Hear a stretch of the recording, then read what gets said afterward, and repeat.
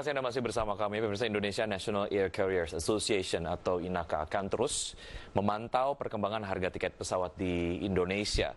Langkah ini dilakukan untuk mencegah terjadinya penetapan tarif penerbangan oleh sejumlah maskapai nasional.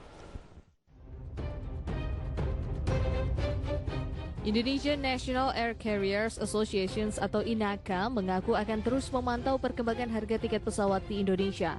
Langkah ini dilakukan guna mencegah terjadinya perjanjian penetapan tarif penerbangan oleh sejumlah maskapai nasional.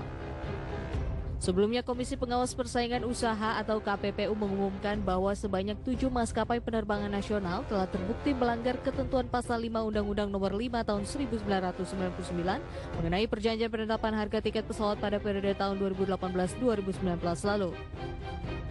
Sementara itu, Ketua Umum INACA Denon Prawiratmadja mengingatkan kepada seluruh maskapai penerbangan agar menempuh jalur formal jika ingin menyesuaikan harga tiket pesawat. Di mana dalam situasi pandemi COVID-19, setiap maskapai wajib memenuhi ketentuan load factor sehingga beresiko memberikan dampak terhadap beban keuangan. Adapun 7 maskapai yang terlibat dalam kasus tersebut diantaranya ialah PT Garuda Indonesia Persero Tbk, PT Citylink Indonesia, PT Sriwijaya Air, PT Nam Air, PT Lion Mentari Airlines, PT Batik Air, dan PT Wings Abadi. Berbagai sumber IDX Channel.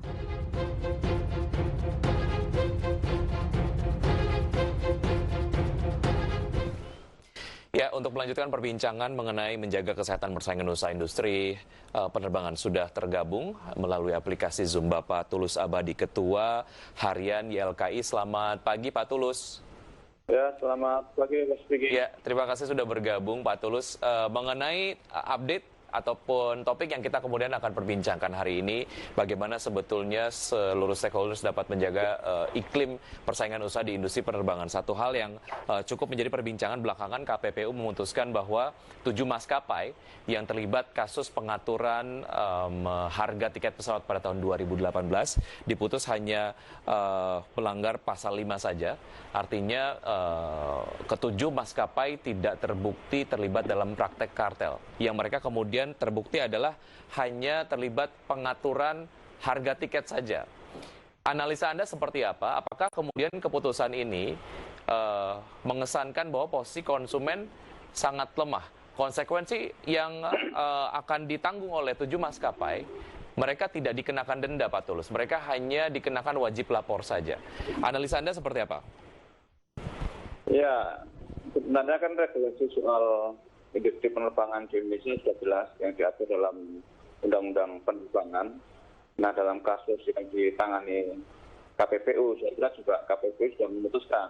Ya, kita hormati putusan KPPU. Ya, karena sebagai wasit dia telah melakukan penyelidikan, menganalisis dan memutuskan. Yeah. Nah, tapi justru saya lihat KPPU terlihat agak bingung di dalam memutuskan perkara ini. Ya, karena di satu sisi menyatakan tidak ada kartel, tapi di sisi lain ada pelanggaran oleh maskapai terkait dengan pengaturan diskon. Nah, ini sebenarnya KPPU hanya mengambil posisi yang tanda kutip aman, sehingga tetap satu sisi ada kontribusi kesalahan maskapai dengan pengaturan diskon, di sisi lain prevensi untuk melindungi konsumen dan itu melindungi regulator, dalam ini pemerintah terkait dengan upaya penegakan hukum. Baik, ya tadi saya sudah berbincang dengan Pak Guntur, Komisioner KPPU, bahwa sebetulnya salah satu pertimbangan mengapa akhirnya KPPU tidak mengenakan denda kepada teman-teman maskapai yang terlibat pengaturan harga kemarin, karena sektor penerbangan menjadi sektor yang terdampak cukup parah di pandemi COVID-19. Denda, tadi saya tanya berapa kemudian besarannya, bisa di 25 miliar rupiah. Tapi dari point of view psikologis law enforcement, menurut Anda seperti apa pertimbangan ini Pak Tulus? Sehingga kemudian pada ujungnya seberapa diprioritaskan sebetulnya kenyamanan ataupun mungkin untung rugi konsumen dalam kasus ini?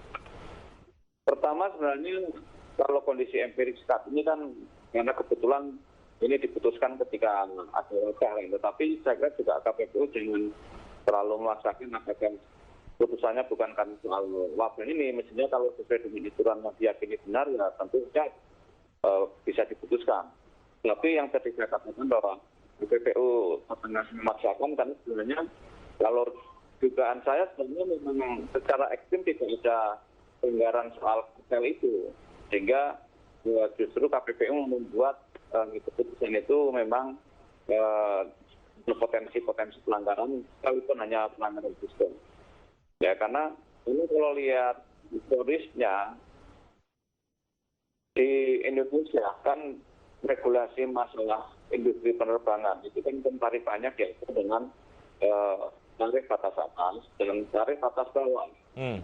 Yang sebenarnya dalam undang-undang penerbangan hanya diatur tarif batas atas saja, tidak dikenal adanya tarif batas bawah. Nah, tarif batas bawah itu hanya ditelurkan ketika Menteri Perhubungannya Pak Jonan. Nah, kalau standarnya regulasi termasuk dalam undang-undang penerbangan dan ataupun putusan Menteri Perhubungan terkait dengan tarif, itu kan secara empirik waktu itu belum ada satupun maskapai yang melakukan pelanggaran dengan batas atas. Ya, nah sebenarnya di situ kemudian maskapai masih ada koridor kepatuhan regulasi yang ada di Indonesia, yaitu terkait dengan batas atas. Kemudian itu tidak ada pasal yang dilanggar, sebenarnya agak sulit menemukan adanya potensi pelanggaran batas atas ataupun tarif yang dilakukan oleh maskapai. Nah, itu kan memang saya melihat pemerintah sendiri juga polosinya dalam hal ini setengah politis ya, karena menjelang pemilu dan segala macam, sehingga Menteri Perhubungan memaksakan juga untuk menurunkan tarif padahal tidak ada pelanggaran yang sesungguhnya di dalam masalah industri penerbangan itu. Ya, Pak Tulus, kita jeda sejenak, kita akan lanjutkan usai jeda berikut ini, dan pemirsa tetap di Market Review, kami akan segera kembali.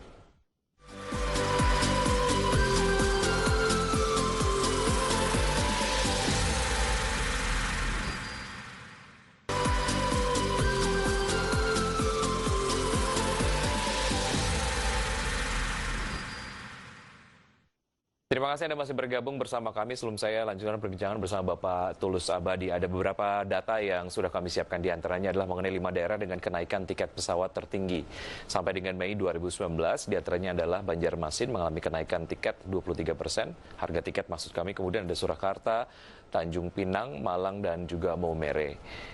Dan berikutnya tadi di paket pengantar di segmen 4 disampaikan bahwa sebetulnya ada upaya-upaya yang dilakukan oleh asosiasi untuk mengawasi dari harga tiket pesawat. Di antaranya adalah terus memonitor pergerakan harga tiket pesawat, menghimbau anggota untuk menempuh jalur formal jika ingin melakukan penyesuaian harga tiket, dan menjalin komunikasi yang lebih intens dengan Kementerian Perhubungan. Baik, saya kembali lanjutkan perbincangan bersama Bapak Tulus Abadi, Ketua Harian YLKI. Pak Tulus, dari sisi pengawasan harga tiket, apa yang terlewat sehingga kemudian praktek pengaturan harga tiket yang dilakukan oleh 7 maskapai ini terjadi?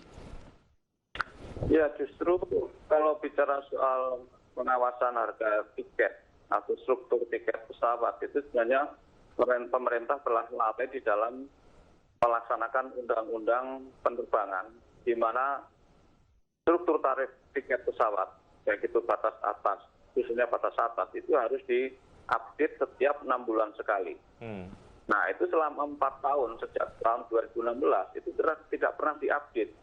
Ya, diupdate itu bisa aja naik dan bisa turun. Nah, tetapi selama sejak 2016 sampai awal 2019, itu belum pernah ada evaluasi terkait dengan besaran tarif batas atas ataupun batas bawah. Ya, ini yang saya kira pemerintah lalai di dalam masalah kebijakan tiket pesawat. Karena mandatori di dalam undang-undang tentang penerbangan itu setiap 6 bulan sekali harusnya dilakukan evaluasi. Evaluasi itu bisa naik dan bisa turun. Nah, itu tidak pernah. Gitu. Baik, ya Pak Tulus, artinya jika kemudian nampaknya pemerintah tidak melakukan pengawasan ataupun penyesuaian secara berkala terhadap tadi yang Anda sampaikan, bisa dibenarkan atau tidak jika kemudian teman-teman di 7 maskapai ini melakukan upaya inisiatif untuk memformulasi harga tiket, karena mungkin formulasi penentuan harga tiket pesawat batas atas dan juga batas bawahnya tidak mengakomodir beban-beban operasional yang dirasakan oleh teman-teman maskapai. Jadi mereka kemudian inisiatif kita atur aja yuk harga tiketnya gitu. Analisa Anda seperti apa? Ya, kalau koridornya kan tadi saya katakan bahwa kebijakan atau regulasi terkait dengan tiket pesawat itu kan di dalam regulasi kita kan batas atas dan batas bawah. Nah, tetapi dalam undang-undang penerbangan sebenarnya hanya mengatur batas atas saja, tidak ada batas bawah. Batas atas itu, batas bawah hanya ditelurkan ketika zamannya Jinon sampai sekarang. Nah, sepanjang maskapai bermain dalam koridor yang saya sebutkan tadi, baik itu batas atas dan batas bawah, ya sebenarnya tidak ada yang keliru di dalam apa yang dilakukan oleh maskapai. Yang keliru justru pemerintah ketika tidak mengupdate dan tidak mengupgrade regulasi pentarifan itu yang seharusnya setiap 6 bulan disesuaikan. Kan 6 bulan itu kan terjadi banyak fluktuasi dinamika terkait dengan struktur tarif kan, apakah itu harga aftur, kemudian inflasi dan kurs rupiah terhadap dolar. Nah, itu mestinya ada evaluasi yang dilakukan oleh Dirjen Perhubungan Udara untuk melihat bagaimana keandalan tiket pesawat oleh maskapai, jangan dibiarkan liar. Nah, kalau liar inilah yang kemudian menjadi konsumen mengalami stok. Nah, sebenarnya yang dialami konsumen kita saat tahun 2018 kemarin itu kan karena stok ketika semua maskapai menggunakan harga batas atas secara seragam. Ya, yang biasanya rata-rata menggunakan middle tarif ataupun tarif batas bawah, tiba-tiba semua serentak menggunakan batas atas. Nah, ini yang kemudian mungkin barangkali karena maskapai sudah 4 tahun lebih tidak pernah dievaluasi besaran tarifnya, sehingga mau tidak mau mereka menerapkan batas atas untuk menopang keseluruhan biaya operasional yang ada, sehingga konsumen shock ya, menganggap ini luar biasa, dan kita memang sangat terpukul ketika menggunakan pesawat karena harganya sangat mahal waktu itu. Baik, artinya secara hitung-hitungan pengaturan harga yang sudah dilakukan oleh teman-teman maskapai ini cukup mengakomodir indikator-indikator seperti tadi ya, ada fluktuasi dolar Amerika Serikat, kemudian harga aftur dan lain sebagainya, sehingga mereka melihat hal ini ya wajar-wajar aja untuk menjamin keberlangsungan dari perusahaan. Kita masih ada satu segmen lagi Pak Tulus, usai jeda berikut ini kita akan lanjutkan. Pemirsa tetap di Market Review, kami akan segera kembali.